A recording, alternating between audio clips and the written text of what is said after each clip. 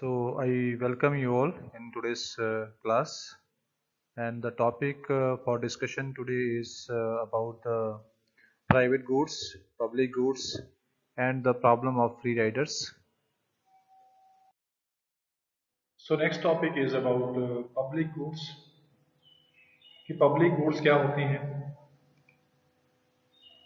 So public goods are meant for collective use by all section of society. तो public goods कौन सी goods होती हैं जिनका collective use होता है और कौन उसका यूज करता है? All sections of society.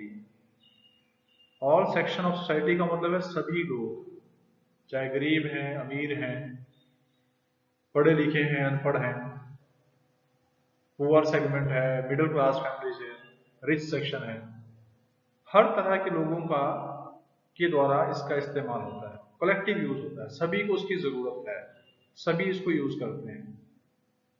और ये गुड्स कौन कौन सी हैं? जैसे लॉ एंड ऑर्डर की सिचुएशन है, देश के अंदर लॉ एंड ऑर्डर का मेंटेन करना सबके लिए जरूरी है. मतलब सभी चाहते हैं कि लॉ एंड ऑर्डर बना रहे, तभी तो पीसफुल एटमॉस्फेयर रहेगा देश के अंदर. इसी तरह से डिफेंस है. देखो, देश का अगर डिफेंस सिस्टम स्ट्रांग है तभी हम सब सुरक्षित हैं. तो हर कोई चाहता है कि डिफेंस हमारा स्ट्रांग हो, तभी हमारा देश सुरक्षित है. और अगर हमारी डिफेंस सिस्टम स्ट्रांग है तभी हम देश के अंदर प्रोडक्टिव काम भी कर सकते हैं, अपनी जिंदगी को भी हम आसानी से जी सकते हैं या आरामदायक तरीके से उसको जी सकते हैं. इसी तरह जो पब्लिक एडमिनिस्ट्रेशन है, ये भी एक तरह से एग्जाम्पल है किस चीज का? पब्लिक गुड का. क्योंकि पब्लिक एडमिनिस्ट्रेशन भी सबको चाहिए होता है. जस्टिस फॉर ऑल, ये भी क्या है? पब्लिक गुड है. इन सब चीजों की जरूरत सोसाइटी के सभी लोगों को होती है.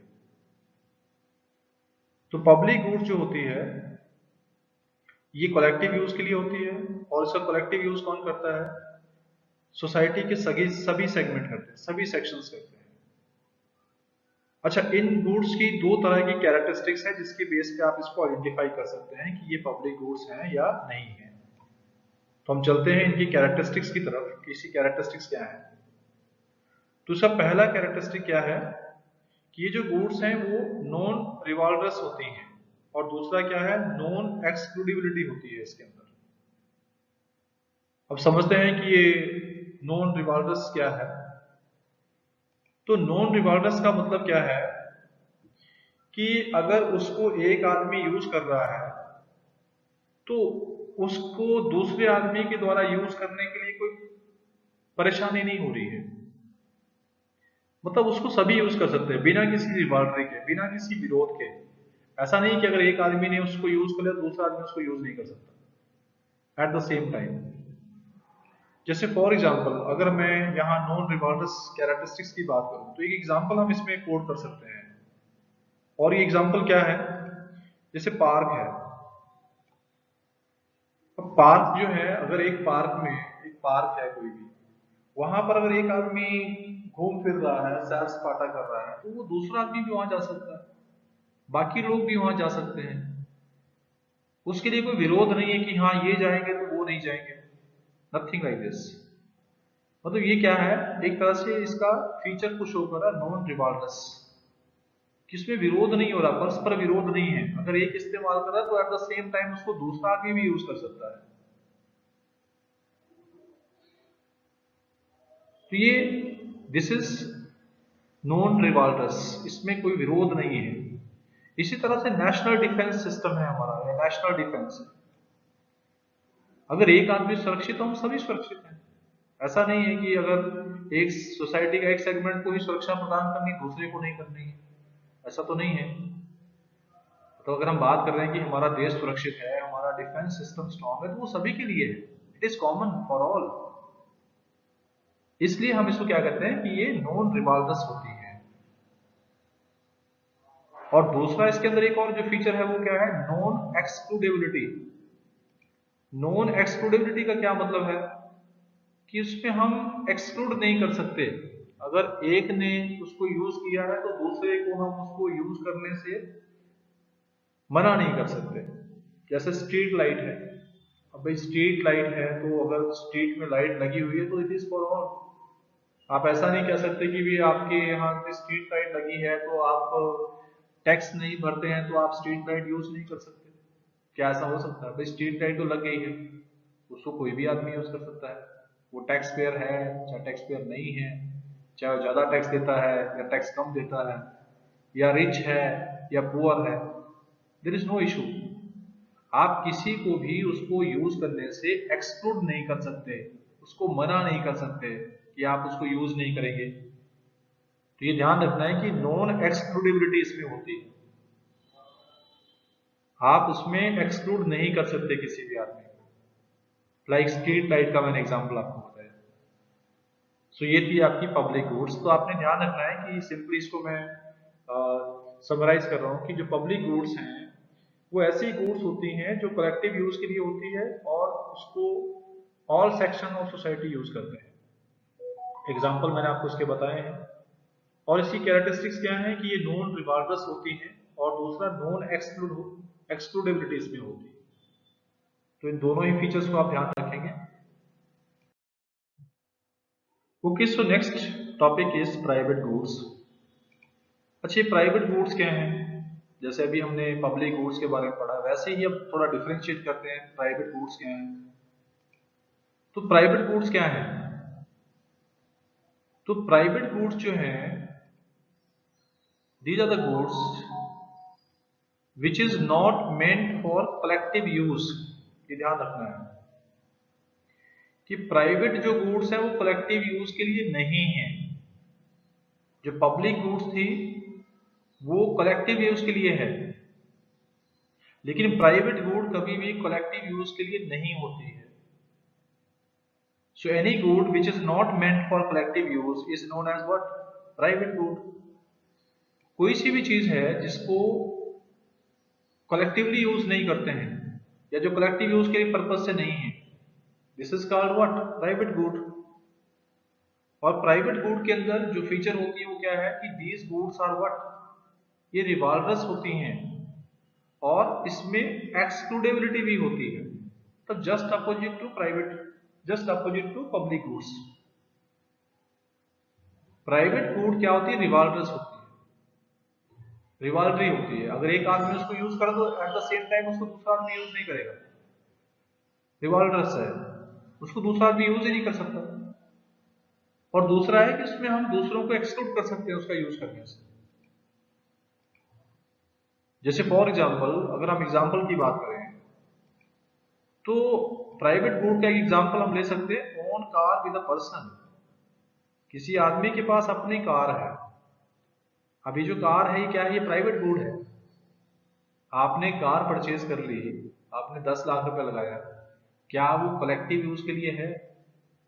क्या आप उसको कहेंगे कि पूरे मोहल्ले के लोग उसमें आके ट्रेवल कर सकते हैं या किसी को भी आप उसमें गाड़ी में बिठा लेंगे? नहीं। ठीक है, this is your own car, आप ज्यादा ज्यादा इसको अपने किसके लिए यूज कर सकते हैं, वो भी विद योर ओन कंसेंट। आप अपने फैमिली फ्रेंड्स को उसमें मान लीजिए उसको ये सुविधा दे सकते हैं, अपने फैमिली मेंबर्स के लिए दे सकते हैं, but it is also your own choice. तो पब्लिक गुड जो है वो क्या है? वो रिवाल्वरस है, इसमें हर कोई इसको यूज नहीं कर सकता है। Revolver is there. और साथ में क्या है? एक्सक्लूडेबिलिटी भी है, आप दूसरों को एक्सक्लूड कर सकते हो उसको। कोई भी आदमी, ऐसा नहीं कि कोई भी आदमी आके कार में बैठ जाएगा, no. If you are travelling anywhere else, तो कोई भी आदमी आपको बोले कि हाँ मैं भी इसमें बैठूंगा और आप मेरे को मना नहीं कर सकते बैठने के लिए, no, it can not happen like this. भाई this is your car, you have purchased it, you have paid for it, you have the full right to deny any person who has not contributed anything for it, या जो आपके परिवार का सदस्य नहीं है, आप मना कर सकते हो उसको, एक्सक्लूड कर सकते हो, एक्सक्लूडेबिलिटी है इसमें। इसी तरह से हाउस ऑफ द पर्सन है, किसी भी आदमी का घर है तो आप अपने घर में किसी को भी आने से मना कर सकते हो, this is your choice. If you don't want that any person, कोई भी आदमी बाहर से आके आपके घर में नहीं घुस सकता। ये नहीं कह सकते कि नहीं भाई मैं तो कहीं भी जा सकता हूँ, can happen like this. Park में तो ठीक है, पार्क में वो आदमी जाता है तो आप मना नहीं कर सकते उसको। वो देश का डिफेंस सिस्टम यूज कर रहा है तो उसमें कोई मना नहीं कर सकते आप उसको, लेकिन आपका घर है ना, चॉइस इज योर्स। आप किसी आदमी को नहीं जानते हैं, नहीं चाहते कि वो आपके घर में आए, जानते भी हैं और नहीं चाहते कि वो आपके घर में आए, तो जबरदस्त थोड़ा आएगा। दिस इज ऑल्सो वट रिवाल्टस है। एक हर कोई दूसरे के घर में नहीं जा सकता है या वहां नहीं रह सकता है विदाउट एनी कंसेंट। तो क्या है, रिवाल्ट्रीज देयर, रिवाल्टस है। और एक्सक्लूडेबिलिटी भी है। आप अपने घर में खुद रहेंगे, आपके फैमिली मेंबर्स रहेंगे, लेकिन जिनको आप नहीं जानते हैं, जिनको आप नहीं चाहते, वो आपके घर में थोड़ा आएंगे, वो आपके घर में नहीं घुस सकते। तो this is what private goods. तो हर वो गुड जिसमें रिवाल्ट्री है, एक्सक्लूडेबिलिटी है, वो प्राइवेट गुड्स है। ये तो सिर्फ यहाँ एग्जांपल्स थे। तो हर वो चीज जिसमें क्या है, रिवाल्टस है और एक्सक्लूडेबिलिटी है, वो सारी की सारी गुड्स क्या है, प्राइवेट गुड्स है। Okay, so next topic is free riders problem. ये फ्री राइडर क्या होता है? तो फ्री राइडर का मतलब है, free rider is a person. क्या है free rider? Free rider is a person who takes the benefit of goods and services without contributing to the full cost or partial cost। Free rider, हर वो आदमी free rider है जो किसी भी good या सर्विस का इस्तेमाल कर रहा है, लेकिन उसने उसके लिए कोई भी कॉस्ट नहीं पे की, ना तो उसकी फुल कॉस्ट पे करी है, ना उसकी पार्शियल कॉस्ट पे करी है। वो फ्री राइडर हो गया एक तरह से। मतलब उसके लिए जो वो यूज कर रहा है गुड को या सर्विस को, उसके लिए उसने कोई कीमत नहीं चुकाई है। This is free rider. तो बहुत सारी चीजें हैं जिसमें फ्री राइड होता है। अब जैसे मान लीजिए कि सड़कें बनी हुई, तो सड़क पे हर कोई जा सकता है। अब ठीक है, कुछ लोग जो है वो रोड पे ड्राइव कर रहे हैं, कार ड्राइव कर रहे हैं या किसी और व्हीकल को ड्राइव कर रहे हैं, और अगर उन्होंने रोड टैक्स भरा तो ठीक है, they have paid something for that. उन्होंने उसी कुछ ना कुछ उसके लिए कंट्रीब्यूट किया है। लेकिन अगर रोड पे कोई साइकिल चला रहा है, बाईसाइकिल चला रहा है, तो क्या उसने उसके लिए कोई रोड टैक्स भरा है? नहीं, उसने उसके लिए कोई कॉस्ट पे नहीं करी है, तो ये फ्री राइडर है। ऐसे ही मान लीजिए कोई पार्क में जा रहा है और पार्क में गवर्नमेंट ने कोई भी एंट्री फीस नहीं रखी हुई है। अब भाई खर्चा तो आया है ना पार्क को बनाने में, गवर्नमेंट ने उसको बनाया है, उसके रख रखाव में भी खर्चा आता है, मेंटेनेंस में खर्चा आता है, लेकिन उसके लिए मान लीजिए कोई पेमेंट नहीं दे रहा है। ना तो उसकी फुल कॉस्ट तो खैर कोई पे नहीं करेगा पार्क की, लेकिन पार्शियल कॉस्ट या कह लीजिए टिकट भी नहीं है उसके ऊपर, एंट्री टिकट भी नहीं है उसके ऊपर, तो कोई कॉस्ट नहीं पे कर रहा है वो। तो एक तरह से क्या है, this is the problem of free rider. ये फ्री राइडर जो प्रॉब्लम है, ये बहुत सारी चीजों में आपको नजर आती है। और ज्यादातर ये जो प्रॉब्लम है, ये कहां पर एक्यूट होती है, ज्यादा मात्रा में कहां पाई जाती है? ये होती है पब्लिक गुड्स में। पब्लिक गुड्स हम पढ़ चुके हैं। तो पब्लिक गुड्स में जो है ये प्रॉब्लम कॉमन होती है, एक तरह से ज्यादा एक्यूट होती है कि ज्यादातर पब्लिक गुड्स जो है उसके लिए लोग कोई कॉस्ट नहीं पे करते हैं। मतलब कोई पार्शियल कॉस्ट भी कई बार लोग उसकी पे नहीं करते हैं पब्लिक गुड्स की। अब बहुत सारी पब्लिक गुड्स हम ऑलरेडी पढ़ चुके हैं। अब डिफेंस सिस्टम ऑफ कंट्री की बात ले लें, तो ठीक है, कुछ लोग तो टैक्स भी पे करते हैं, ठीक है, उनके टैक्स से वो चीजें मैनेज हो रही है, हम मान सकते हैं कि उन्होंने कुछ कंट्रीब्यूट किया है। लेकिन बहुत बड़ा पॉपुलेशन का हिस्सा ऐसा है जो सुरक्षित तो है, डिफेंस सिस्टम उनको मिला है, but they have not paid anything for that.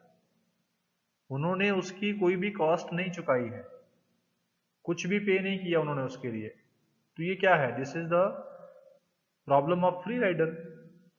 तो ये ज्यादातर प्रॉब्लम मैंने जैसे कहा किस चीज में पाई जाती है, ये पब्लिक गुड्स में ये प्रॉब्लम कॉमन है, एक्यूट प्रॉब्लम है ये पब्लिक गुड्स में। सो नेक्स्ट पॉइंट इज,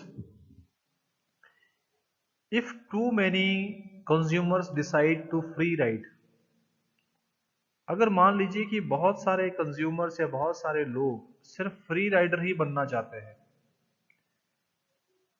या उस सर्विस का या गुड का यूज जो है वो फ्री में ही करते हैं मान लीजिए, तो इससे क्या होता है कि जो प्राइवेट कॉस्ट है it exceeds the private benefits,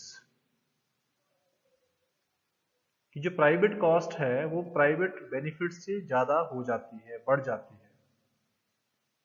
और उसकी वजह से क्या होता है, जो incentive to provide the good or service है थ्रू मार्केट, वो डिसअपियर हो जाता है। मतलब क्या हुआ कि अगर ज्यादातर लोग जो है किसी चीज को फ्री में ही यूज करने की इच्छा रखते हैं या फ्री में यूज कर रहे हैं, तो फिर उसको मार्केट मैकेनिज्म के हिसाब से, मार्केट फोर्सेस के थ्रू हम इसको मार्केट में प्रोवाइड नहीं कर सकते। वो फिर गवर्नमेंट को ही प्रोवाइड करना पड़ेगा, उसको प्राइवेट सेक्टर प्रोड्यूस नहीं करेगा। क्योंकि उसमें ज्यादातर लोग क्या कर रहे हैं, मैक्सिमम लोग क्या कर रहे हैं, फ्री राइडर में ही उसको यूज कर रहे हैं। तो जब फ्री राइडर में यूज हो रहा है तो प्राइवेट सेक्टर को तो कोई बेनिफिट नहीं होगा ना उस चीज से। प्राइवेट कॉस्ट बढ़ जाती है ऐसे केस में उस चीज को प्रोवाइड करने के लिए, और प्राइवेट बेनिफिट कम हो जाते हैं। तो नेचुरली है कि कोई भी इनिशिएटिव नहीं लेगा उस चीज के लिए, मतलब प्राइवेट सेक्टर जो है उस चीज को प्रोवाइड ही नहीं करना चाहेगा। जिन चीजों में फ्री राइडर्स की प्रॉब्लम है वहां पर एक तरह से मार्केट फेल हो जाता है। मार्केट फोर्सेस के थ्रू उस चीज को आप प्रोवाइड नहीं कर सकते। क्यों नहीं कर सकते? क्योंकि उसके लिए लोग पैसा पे करना ही नहीं चाहते हैं। तो अगर पैसा ही नहीं पे करेंगे तो जिसने उसको प्रोवाइड करना है उसको तो कोई इनकम नहीं आएगी, कॉस्ट उसकी ज्यादा होगी प्रोवाइड करने की। तो नेचुरली है मार्केट मैकेनिज्म के हिसाब से ये चीजें प्रोवाइड नहीं हो पाएंगी। फिर उसका पूरा का पूरा जो एक तरह से प्रोडक्शन है, एवेबिलिटी है, वो सिर्फ गवर्नमेंट को ही करानी है। जैसे जितनी भी पब्लिक गुड्स है उसमें हम देख सकते हैं, पब्लिक जो गुड्स हैं उसकी अवेबिलिटी कौन कराता है, गवर्नमेंट ही करवाती है। क्योंकि उसमें ये प्रॉब्लम रहती है, उसमें ज्यादातर लोग उसको फ्री राइडर्स की तरह यूज करते हैं। And next is thus market fail to provide good and service for which there is need। तो ये पॉइंट समझना है कि इससे क्या है कि जो मार्केट फोर्सेस हैं वो फिर उस गुड या सर्विस को प्रोवाइड नहीं करा पाते हैं जिसकी जरूरत होती है मार्केट के अंदर। ये जरूरत तो है ना, लेकिन लोग क्या करते हैं, उसको फ्री में यूज करना चाहते हैं। अब फ्री में ही यूज करना है तो नेचुरली है कि उससे जो प्रॉब्लम ऑफ फ्री राइडर है वो तो है ही है ना। अब उसमें जो सर्विस प्रोवाइडर है उसको बेनिफिट नहीं होगा, उसकी कॉस्ट ज्यादा रहेगी और उसकी इनकम कम रहेगी, बेनिफिट नहीं मिलेंगे उसको। और जब बेनिफिट नहीं मिलेगा तो नेचुरली है कि वो क्यों उसको मार्केट में प्रोवाइड करना चाहेगा। तो इस तरह से मार्केट फेल हो जाती है उस चीज को प्रोवाइड करने में। So well students, if you find this video meaningful and helpful to you, then please share this video to others, those who can be benefited. Thank you.